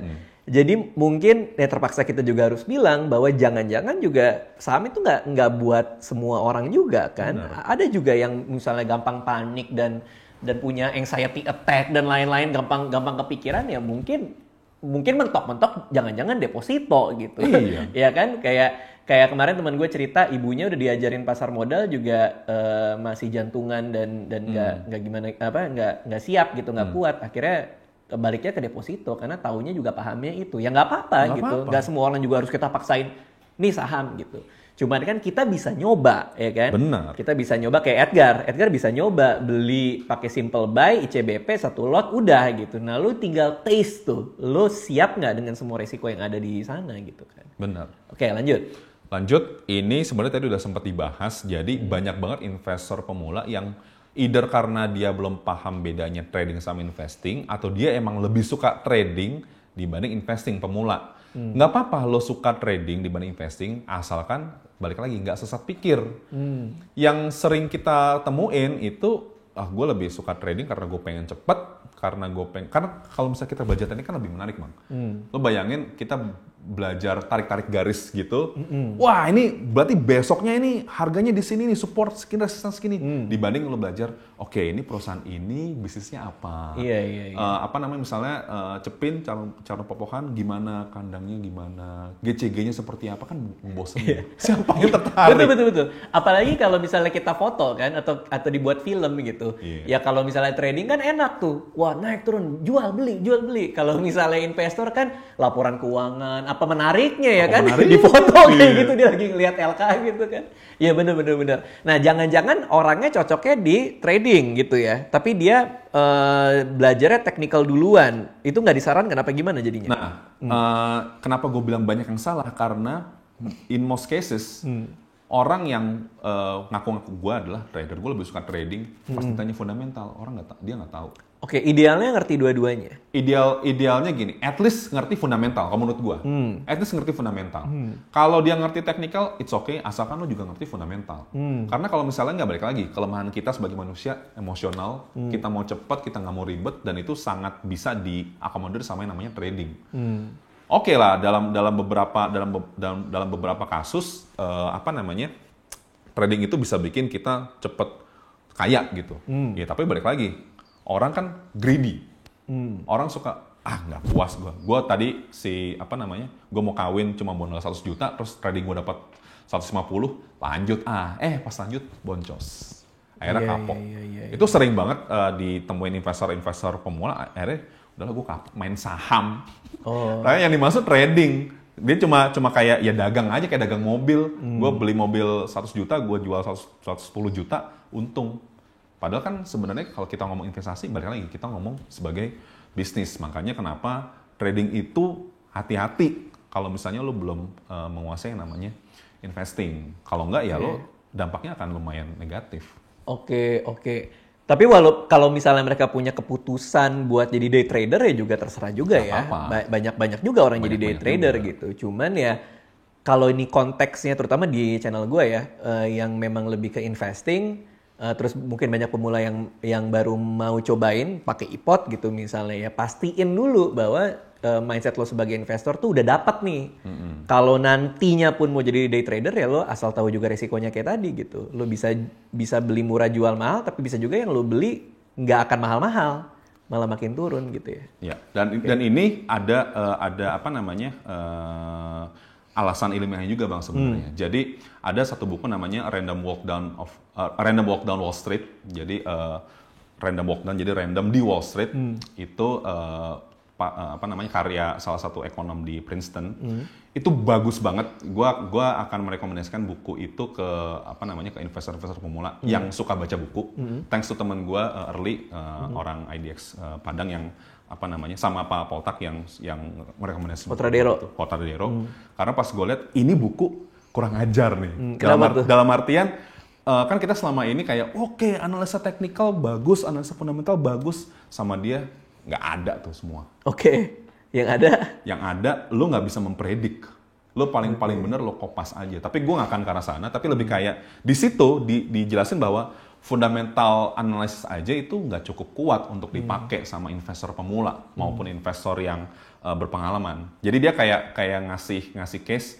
Gue yakin kalau misalnya di Amerika, kan ngomongin Amerika. Di Amerika ini ditaruh misalnya top 10 misalnya fund manager versus 10 monyet yang milih saham lempar darts aja. Oh itu buku itu. Iya, gue dapet gist-nya di YouTube tuh, ada YouTuber bule tuh cerita soal itu, di mana di battlein gitu, nggak taunya sama-sama aja ya. Nggak taunya sama-sama aja. Iya. Dan itu dia tetap, gue lihat di buku itu dia ngomong fundamental nggak terlalu akurat, tapi dia kayak apalagi technical gitu. Karena technical bener-bener cuma kayak dia bener-bener ngasih case, dia flip coin. Mana yang kepala, mana yang ekor gitu. Dia ngasih tren itu benar-benar nggak bisa terprediksi. Jadi nggak ada tuh namanya lo bisa memprediksi harga suatu saham dengan tarik-tarik garis, karena semuanya itu fully random. Gue nggak bisa ngepredik sama sekali. Oke. Itu argumen di dalam buku itu. Argumen di dalam buku itu. Oke. Tapi itu buku bagus banget sebenarnya. Itulah kenapa gue sangat nggak merekomendasikan trading kalau misalnya lo belum menguasai yang namanya fundamental. Nggak harus nguasain banget, yang penting lo tahu. Oke, tapi in the end lo bisa milih, lo mau jadi investor, apa mau jadi trader, asalkan lo tahu semua resiko-resikonya. Yang paling bener itu, lo keputusan lo itu karena lo ngerti lah apa yang akan lo dapat dan apa yang lo bisa hilang gitu gara-gara keputusan lo itu. Iya. Gitu. Oke, lanjut. Kemudian, ini juga sering banget ditemuin nih, nggak mau cut loss. Oke, nggak mau cut loss. Cut loss kan berarti kan realize kan, dia jual kan, udah senyum-senyum sendiri, Iya. berarti sepertinya ada kesalahannya. Iya. Oke, terus. Kenapa gue bilang kesalahan? Karena gini, oke lah, kadang-kadang analisis kita salah, keputusan investasi kita salah. Oke. Kita masuk emiten, salah satu emiten yang kita kira bagus, ternyata kita udah ngelakuin fundamental. Balik lagi, seperti kata Burton Malkiel, gak ada yang bisa memprediksi masa depan. Siapa sih yang bisa memprediksi COVID? Siapa yang bisa memprediksi? Gak ada. Jadi orang harus tahu bahwa gak ada yang bisa memprediksi harga saham secara tepat. Kalau misalnya ada orang itu, ya dia akan jadi orang terkaya di dunia sekarang. Nah itulah makanya kenapa kadang-kadang kita salah analisis, salah dalam tanda kutip, kita nggak memprediksi kayak COVID ini siapa yang nyangka sih. Akhirnya berdampak pada kinerja portofolio kita. Merah-merah semua nih. Merah-merah. Iya, dalam satu sisi, wah tenang aja ini harga murah nih, hajar terus. Tapi kan balik lagi, kita sebagai investor, kita harus memperlakukan saham kita sebagai bisnis. Iya. Dampaknya apa sih ini COVID nih misalnya, dampaknya apa sih ke saham-saham kita? Waduh, ini emiten pariwisata lagi nih. Apa iya lo yakin lo mau serok-serok bawah gitu? Misalnya keputusan tujuan investasi lo tahun depan lo tetap yakin mau serok-serok bawah, sedangkan lo tahu COVID ini ya lo tahu sendiri lah trennya masih parah banget gitu. Itu ada yang bikin bahkan bandingin tren COVID sama tren ISG. Jadi udah mulai nyaris ketemu. Tapi belum ketemu. Daily case-nya itu kocak banget. Nah, itulah kenapa kadang-kadang cut loss itu perlu. Bukan kadang-kadang malah, cut loss itu emang perlu. Oke. Kenapa? Kita ngomong gini, misalnya kita saham ABCD. Saham ABCD, kita rugi 5%. Ya, santai lah, ntar juga naik. 10%, santai lah, ntar juga naik. Akhirnya sampai 30%. Oke, kalau gitu 30% gawat nih. Tapi gue gak mau jual, ntar kan rugi. Gue masih floating loss kok, tenang aja. Gue adalah investor yang bagus nih. Gue gak mau jual rugi. Gitu. Pasti akan ada saatnya. Badai pasti berlalu. Jadi pasti nanti ketika saham ini naik 30%, gue akan impas. Bukan kayak gitu mainnya. Jadi hasil studi membuktikan bahwa kalau nggak salah itu, kalau misalnya kita minus 5%, itu kenaikan yang dibutuh untuk kenaikan cover modal ya? Untuk cover itu, ya masih nggak jauh-jauh dari 5%. Kalau misalnya 10%, betul. itu ya kalau nggak salah 11 atau 12%. Tapi di bawah itu udah mulai berkembang. Misalnya minus 20, lu harus naik 40%. Wah, itu 70% apalagi, wah itu udah ratusan persen.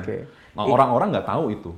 Intinya adalah untuk nge-cover loss-nya, butuh gain yang lebih banyak seiring dengan bertambahnya loss tersebut. Seiring dengan bertambah juga nggak kayak lu loss 30%, lu cuma mengharapin gain 30%, lu akan harus ngarapin gain yang lebih dari 30%. Padahal lu tahu sendiri, 1 tahun 30% udah bagus banget kan. Betul. Lu mau nunggu berapa lama kalau nggak cut loss? Betul. Kenapa nggak lo cut loss? Ya udahlah lo rugi berapa persen, tapi lo bisa gantiin di saham yang lain. Oke. Atau memang tapi yang berhubungan dengan ini juga, tahu juga kapan harus jual sahamnya. Yes. Walaupun misalnya udah untung kan tadi kita bicara soal kalau rugi harus dipotong gitu. Tapi kalau untung juga harus tahu kapan harus dijual kan. Benar. Nah, kadang menarik banget pas pandemi ini Buffett juga jualan. Iya. Nah itu gue juga kayak gila, dia seumur hidup beli saham bilangnya buat ditahan selama-lamanya, tapi pas pandemi jualan dan spesifik lagi di sektor apa aja gitu. Nah buat gue juga, oh ini menarik juga ya, bahkan seorang Warren Buffett yang dari dulu ngomongnya dia nggak mau jual saham, akhirnya jualan juga ya. Iya. Oke. Karena ya balik lagi, Warren Buffett juga gue kalau nggak salah pernah nonton dia, tanggapan lu terhadap COVID ini gimana sih? Dan itu dia salah gitu. Kalau nggak salah dia, ya itu salah satunya kenapa dia jual-jualin karena wah gue salah nih. Warren Buffett aja yang 1:1 juta itu bisa salah, apalagi Anda yang tidak mau belajar, sok-sokan mau jadi Warren Buffett. Itu balik lagi sih kuncinya tapi situ. Tapi yang return yang paling tinggi sekarang investor yang lagi disorot tuh yang perempuan siapa ya, kacamata itu ya? Yang dari ini ya, yang dia banyak saham tech-nya tuh.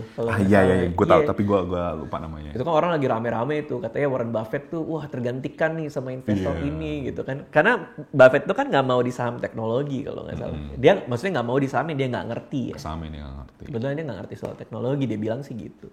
Oke, lanjut. Nah, terus abis itu balik lagi nih nggak jauh-jauh dari trading sama investing, itu orang lupa ngitung cost-nya. Oke. Kita ngomong fundamental, kita ngomong misalnya investasi, opportunity yang cost yang kita harus tanggung adalah opportunity cost. Ya betul. Gua mau nikah 5 tahun lagi, sedangkan nggak nyampe setahun ini udah gede banget nih, return yang gua hasilkan gitu. Di satu sisi bagus, lo nggak greedy, nggak maruk. Tapi di sisi lain, lo yakin dalam 5 tahun lo nggak bisa dapat yang lebih besar dari ini. Dan sebaliknya juga, ketika misalnya lo cuma butuh 10 juta, tapi ternyata udah 10 juta nih, terus lo mau kayaknya ini masih bisa naik lagi nih. Mau nambah lah, mau di hold dulu. Kayaknya gue yakin bisa lebih dari 10 juta nih. Padahal lo cuma butuh 10 juta. Lo yakin ada opportunity. Emang sih lo harus ngorbanin opportunity cost itu. Nggak apa-apa lah gue nggak dapat 20 juta, orang gue emang butuhnya 10 juta. Jadi kalau misalnya dia abis itu jual, harganya naik, ya it's okay. Gue emang cuma butuh 10 juta. Tapi kan orang nggak kayak gitu. Ya gue juga kayak gitu sih. Kayak, udah dijual. Tapi investor-investor pemula yang baru mulai itu sering banget kayak karena dia kapok nanti gue ketinggalan momentum, akhirnya ya dia tetap aja terus, akhirnya pas rugi nggak mau cut loss. Wah itu udah combo banget kesalahannya. Karena memang lebih masuk akal buat nambah ketika harga naik kan. Iya. Buat orang kebanyakan karena harga naik, wah pasti akan naik lagi. Tapi naik tidak lagi. Seperti itu ya. Tidak seperti itu kenyataannya. Iya, justru kalau gue seneng banget kalau harga turun gitu, kalau gue pribadi. Malah gue kalau naik tuh berhati-hati banget gue.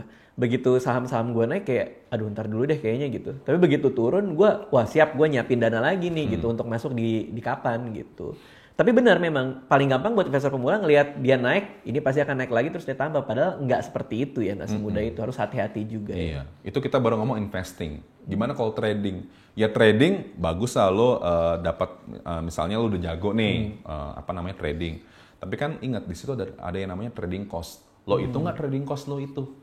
Jual beli. Broker fee-nya ya? Broker fee-nya lo itu nggak. Karena kalau misalnya kita, apalagi dari trader yang tiap hari pantengin terus, wah ini jual, ini beli. Lo itu nggak, misalnya, wah gue cuman misalnya 10 juta atau 50 juta.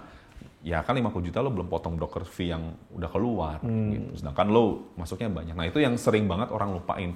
Cost itu penting banget buat keputusan investasi kita. Makanya, kayak contoh di iPod nih, kan banyak yang, wah fee-nya kok masih banyak yang lebih murah gitu. Ya kita memang slogan kita semua bisa investasi, kita lebih ke investing minded. Jadi ya udah lo nggak usah banyak beli sama jual deh. Kalau mau beli jual silakan, tapi ya konsekuensinya kayak gini gitu. Itulah kenapa kita sangat dekat hubungannya sama investor-investor pemula, investor-investor retail yang baru mulai investasi. Karena lo ngapain sih jual beli sering gitu. Toh kalau misal lo jual paling juga fee yang lo korbanin berapa duit sih gitu. Orang sering lupa di situ. Oke. Tapi itu make sense sih, bener. Kalau memang di iPod fee untuk jual belinya lebih mahal, ya kalau kita sebagai investor saham ya jadi nggak ngaruh sama sekali. Paling jualan berapa tahun depan, 2 tahun lagi, ya kan, beli juga sebulan sekali lah katakan ya gitu. Dan itu juga kita jadi punya sedikit rem lah ya untuk nggak sering-sering jual beli gitu. Oke, lanjut. Nah lanjut, balik lagi masih ke yang kesalahan teknik ini. Ini last but not least itu orang itu suka nyuekin portofolionya. Warren Buffett bener bilang, let's buy and hold forever. Strategi paling bagus adalah lo beli abis itu lo buy and forget gitu. Lo beli terus lupain. Tapi jangan diartikan secara harfiah gitu. Maksudnya lo tetap harus ngikutin kayak tadi. Lo mau ngasih modal buat Bang Radit untuk jualan bakso. Lo yakin lo cuekin gitu duit lo gitu. Terus ya udah nanti tahun depan gue liat Bang Radit baksonya kayak gimana. Syukur-syukur udah jadi restoran sendiri kalau misalnya tiba-tiba loh kok baksonya masih segini-segini aja, duit gue kapan baliknya coba? Nah itu kan jadi PR sendiri, makanya salah satu kesalahan investor itu adalah ya udah gue long term nih 5 tahun nih gue lupain tuh nggak gue review biarin aja. Padahal kan kita tahu ketika kita invest di saham, invest di perusahaan tercatat itu setiap kuartal, setiap 3 bulan sekali dia kan ngasih report, namanya laporan keuangan. Itu kayak ibarat lo sekolah, medical check up, ada raportnya. Ada raportnya.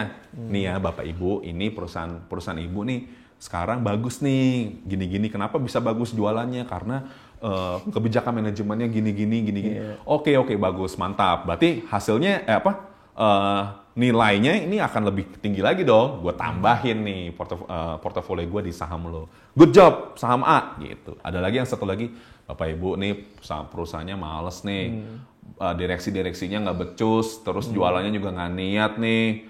Bapak Ibu mau lanjutin nggak? Kalau misalnya kita cuekin, ya akan berdampak jelek sama portofolio kita. Tapi kalau misalnya kita lihat selama 3 bulan itu, wah nggak bisa kayak gini terus, gue ganti deh. Ya it's okay. Gitu. Oke. Jadi minimal banget 4 kali setahun lah. Minimal banget 4 kali setahun. Itu udah minimal banget ya. Karena dalam 4 kali setahun kan ada laporan keuangan yang terbit ya. Iya. Dan minimal banget juga bisa nyobain lah makanan pas RUPS ya. Iya. Jadi tapi jangan menilai saham dari makanan pas RUPS. Karena ada yang ngasih goodie bag, ada yang tidak. Saya jual saham Anda. Kenapa? Makanan tidak enak. Ya, makanan yang gak enak.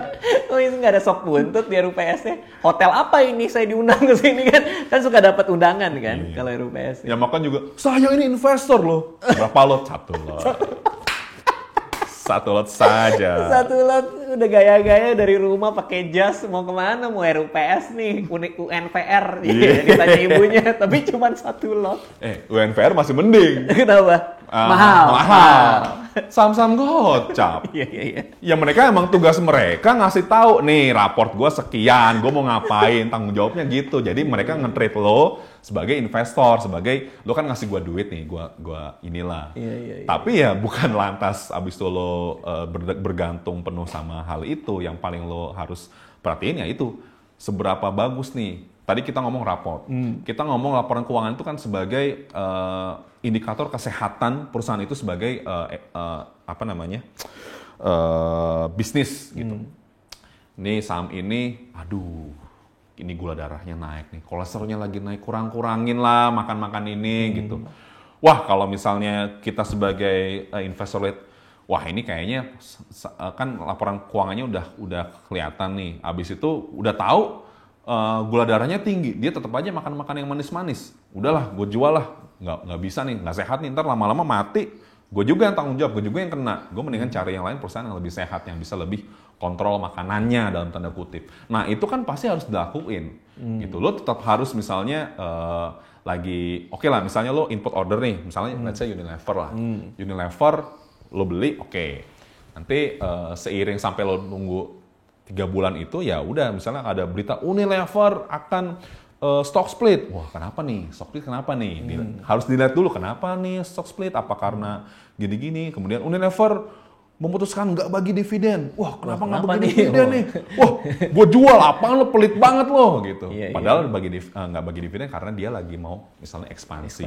Itu kan harus diperhatiin, nggak bisa dicuekin gitu. Nanti baru semua kebijakan-kebijakan perusahaan itu yang kita selama ini dengar dari berita, dari internet, itu akan tercermin di laporan keuangan yang per 3 bulan itu. Oke, wah ini udah komplit banget ya. 7 kesalahan investor pemula. Kalau bisa kita recap mungkin dengan yang lebih singkat 1-7 per kalimat, kira-kira apa? Oke, yang ini kita ngomong kesalahannya aja ya? Iya, kesalahan investor pemula. Kesalahan yang pertama biasanya adalah lo lupa untuk merencanakan keuangan lo sendiri sebelum investasi. Oke, 2. Yang kedua, lo udah tahu tapi lo masih nunda-nunda, lo banyak alasan aja lo. Oke, 3. Yang ketiga, lo udah tahu, tapi pas mau belajar, lo belajar di tempat yang salah, lo punya mindset yang sesat. Oke, 4. Yang keempat, abis itu kalau misalnya lo udah berpikirnya udah bagus, tapi lo tetap, lo sebagai manusia nggak mau ribet, nggak mau rugi. Padahal kita tahu investasi itu should be boring. Investasi memang hal yang boring, emang itu wajar gitu. Oke, 5. Yang kelima, lo udah nggak mau ribet, tapi balik lagi kita sebagai sebagai investor, tentunya selain return kita juga harus ingat yang namanya risiko. Risiko. Oke, 6. Yang keenam, kita ingat bahwa kita investor adalah seorang manusia yang punya emosi. Jadi lo harus bisa memanage emosi lo, terutama untuk hal-hal yang sebenarnya logis. Oke, dan ketujuh yang terakhir? Dan yang terakhir, ketika semua itu udah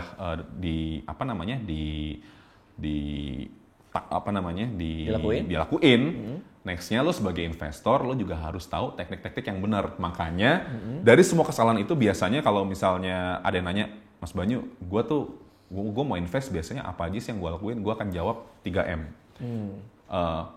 Momime gitu. Momime. Apa itu? 3M. M yang pertama money. Lo harus punya duit dulu, lo jangan mau invest kalau lo nggak punya duit. Oke. Jangan mau invest kalau duit lo masih berantakan ngaturnya.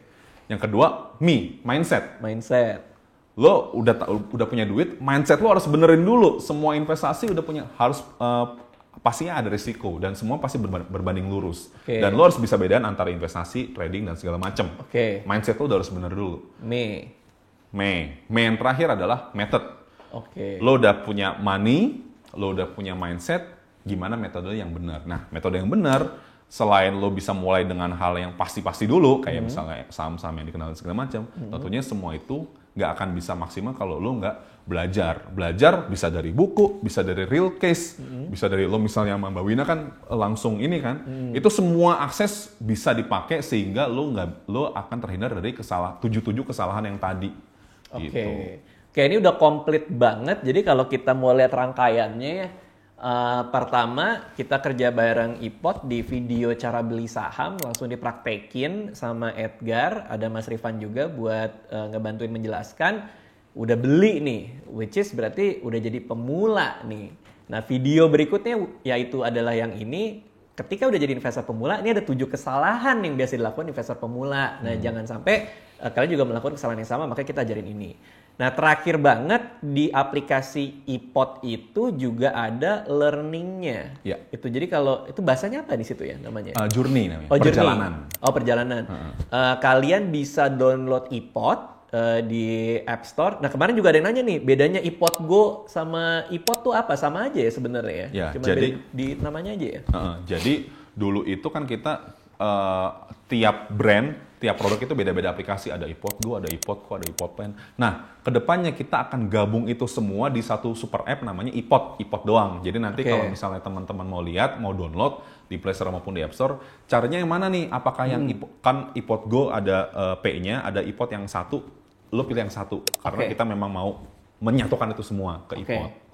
Nah di app itu ada journey, bisa klik di journey. Karena gue lihat juga tuh, itu diajarin dari mulai, jadi ada berbagai macam tema, diajarin mulai dari beginner, intermediate sama advance. Nah yang kita bahas nih mungkin masih beginner lah ya. Yang kita masih beginner banget. Beginner banget.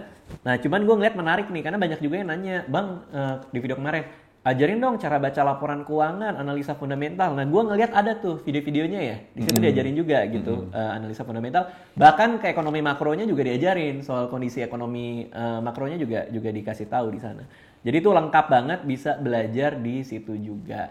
Oke, sekali lagi terima kasih semua yang udah nonton. Makasih juga Mas Banyu udah hadir. Sama-sama. Mudah-mudahan yang nonton juga tercerahkan. Itu aja dari gue ya. Sampai jumpa lagi. Dadah. Dadah.